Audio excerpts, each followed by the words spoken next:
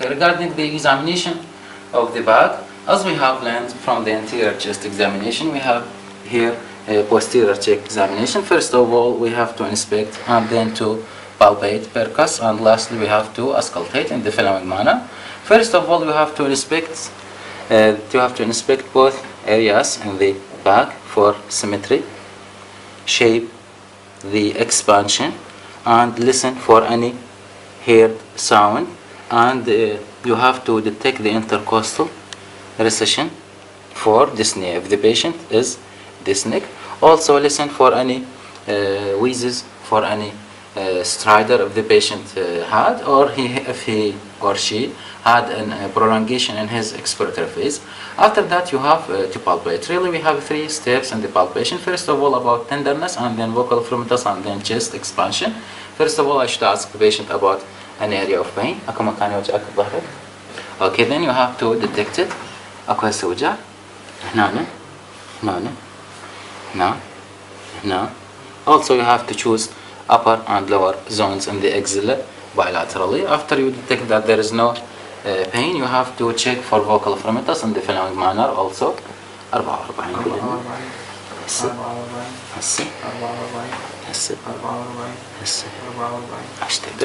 After that you have to detect for chest expansion in the following manner. First of all, try to detect the spinal process number 7 after asking the patient to flex his neck. This is the C7, below which T1, T2, T3, 4, 5, 6, 7, 8, 9, and here is 10.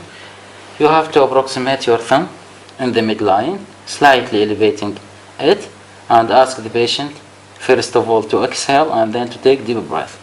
هسه دبلنا نفس كلش قوي قوي دبه عشت ايدك. هسه اريدك تاخذ نفس كلش قوي عشت ايدك هاي. Okay, this is هاي على راحتك.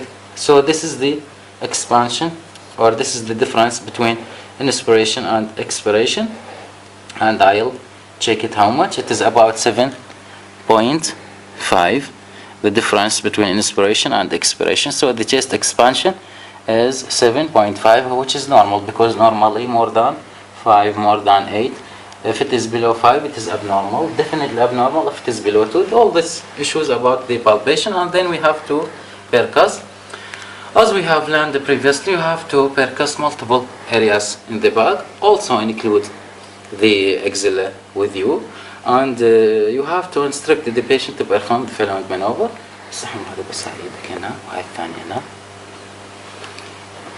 And you have to percuss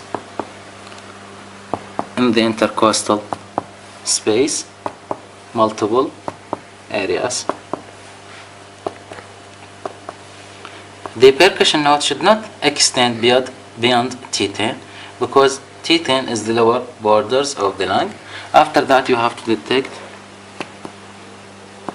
upper axilla and then lower axillary areas or lower axillary zones. After the percussion have been completed, and also the same issues, the same finding of that of the anterior chest, you have to check or auscultate the back of the patient, and also ask the patient or tell him about the instructions that he should breathe from his mouth, not so deep, not so fast, and you have to auscultate in areas that is not close to 3 centimeter from the midline. هسه حماده نفس الحالة، النفس على راحتك، مو كلش قوي ولا كلش سريع، تاخذه من حلقك مو من خشمك، ومن اقول لك انا نفس بعد بعد بعد بعد بعد بعد قوي قوي بعد قوي بعد بعد. Okay, after that, once you complete the auscultation, you have to ask the patient about the to say in Arabic 44 for the vocal resonance. Vocal resonance the same as vocal fromitus. Instead, beside that we use the stethoscope. بس حاليا 44 بعد بعد بعد. Okay. you should continue and listen over all areas of the back, but because he is a volunteer, I'll omit intentionally, I'll omit the rest of the back. Really, during the examination, if you find an area of consolidation, for example, and so on, and you detect that the patient had bronchial breathing, you have to detect whether the patient had agaphony or whispered bacteriology in the following manner. For whispered bacteriology, listen over the abnormal area, that of bronchial breathing, and ask the patient to whisper something. I'll ask him to whisper one, and then in the same tone, the same word, I listen for over the normal area for comparison.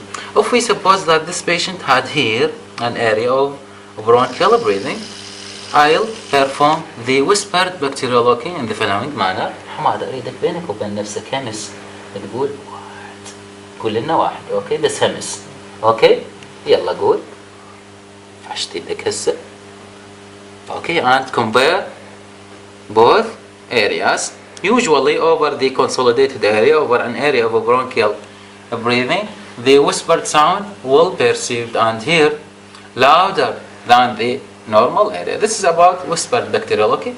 And about agaphony, the agaphony asks the patient to say in the following manner. I'll auscultate over the abnormal area, as we suppose this is the abnormal area, and here over the normal area also for comparison. Ask the patient to say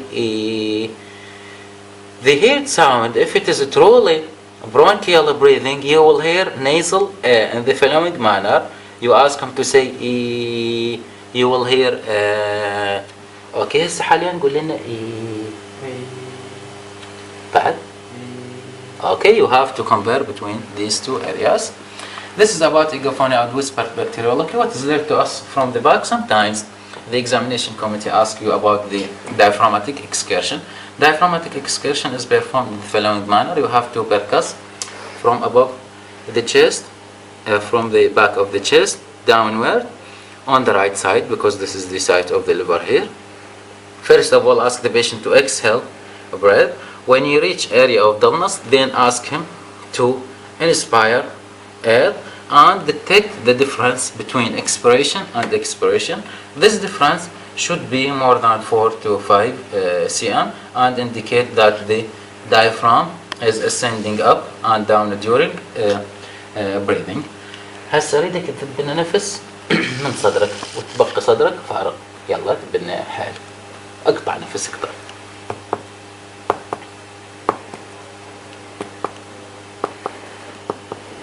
Okay, this is an area of dullness. هسه اخذ نفس كلش قوي وحبسه بصدرك. Became resonant.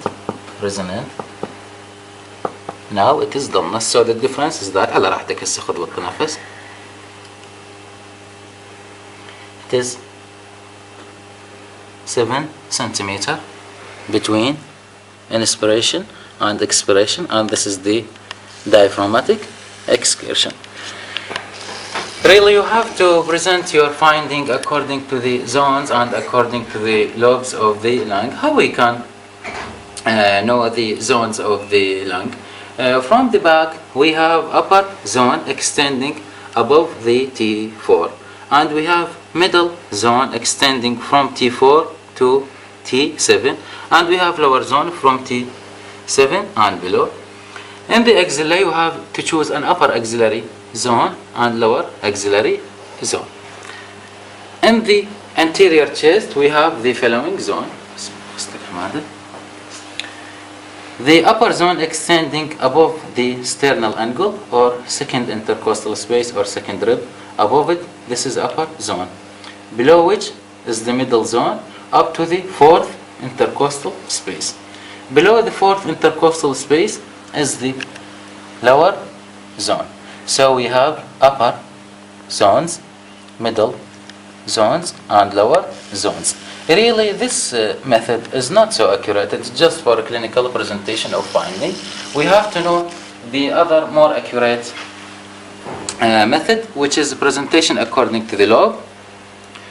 From the T1 or C7, C7 spinous process. Here is T1 T2, T3. From here, a string is extending from the back, crossing the axilla, crossing the axilla from here, if we follow this line from here, and then approaches the sixth rib anteriorly. This string will divide the lung into lower lobes and upper lobes. This is with respect to the left lung. And the right lung, when this string extending from T3 up to extending from here, from T3, crossing the axilla into the sixth rib here, this will classify the right lung into lower lobes and here the upper and middle lobes. How we can know the upper and middle lobes? Really, from the fourth rib, you have to have an imaginary line from the fourth rib into the fifth rib in the mid-axillary area. This line from here to here, from the fourth rib anteriorly into the fifth rib in the mid-axillary area, will classify the right lung into upper lobe, middle lobes. So in the right we have upper lobes, middle lobe and lower lobe, while in the left we have lower lobe and upper lobe. These strings are called oblique fissure, the large string one. In the right we have the horizontal fissure. All these about the examination of the chest from anterior view and from posterior view, and I am greatly thankful for your listening.